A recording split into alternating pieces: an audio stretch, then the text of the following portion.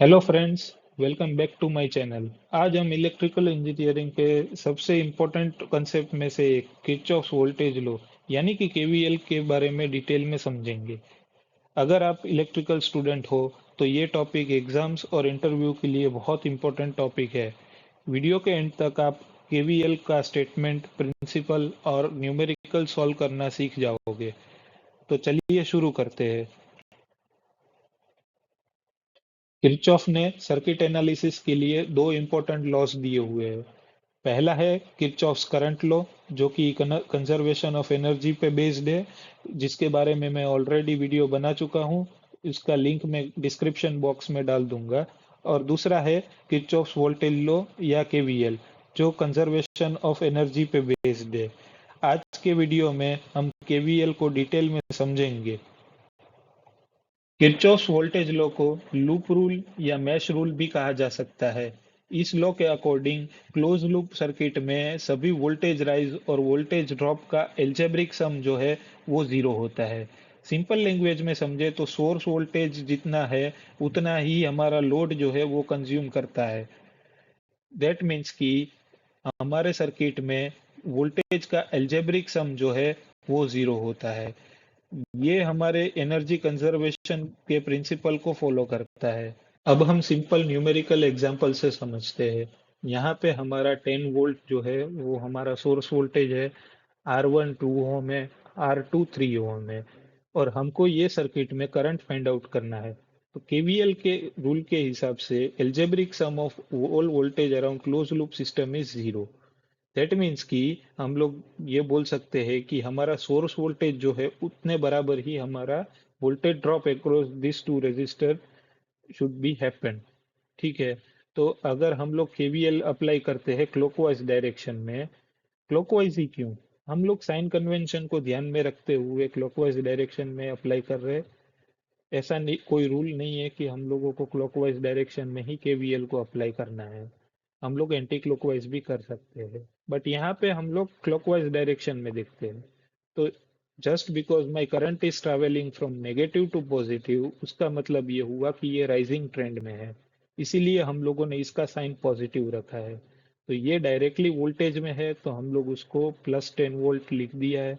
अभी ये हमारा रेजिस्टेंस का वैल्यू है तो हमको पहले इसके अक्रॉस में वोल्टेज ड्रॉप फाइंड आउट करना पड़ेगा। अभी हमको पता है कि एस पर Ohm's law V is equals to I R, तो वही हमने यहाँ पे फॉर्मूला डाल दिया है। अभी ये क्या है कि रेजिस्टर के पॉजिटिव टर्मिनल से नेगेटिव टर्मिनल के तरफ करंट ट्रैवल कर रहा है। दैट मीन्स कि हमारा यहाँ पे वोल्टेज ड्रॉप होगा। ये वोल्टेज ड्रॉप होगा तो उसका मतलब उसका साइन हमको नेगेटिव रखना है। ठीक है। सेम चीज यहाँ पे भी हो रही है, इसीलिए हमने नेगेटिव में साइन दिया हुआ है, क्योंकि हमारा करंट ट्रैवल कर रहा है positive leg to negative leg. तो ये हमको बराबर से ध्यान रखना है। साइन में कभी भी गलती नहीं करना है। मोस्ट ऑफ द टाइम जो भी गलतियां लोग करते हैं वो साइन कन्वेंशन में ही करते हैं। ठीक है।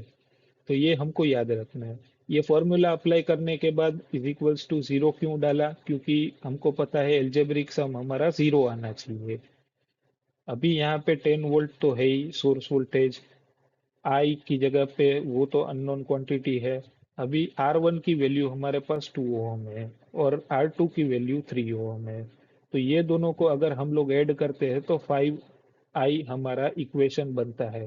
10 - 5I वो हमारा इक्वेशन बनता है। अभी हम लोग सिंपली इसको सॉल्व करते हैं तो हमारा करंट आ जाता है 2 एम्पियर। तो ये सिंपल सा एक एग्जांपल था जो कि बहुत बेसिक लेवल पे था। इसमें हम लोग और एडवांस न्यूमेरिकल्स भी करेंगे, जो कि नेक्स्ट लेक्चर में हम लोग समझेंगे। केवीएल को अप्लाई करके हम लोग मैश एनालिसिस करेंगे नेक्स्ट लेक्चर्स में।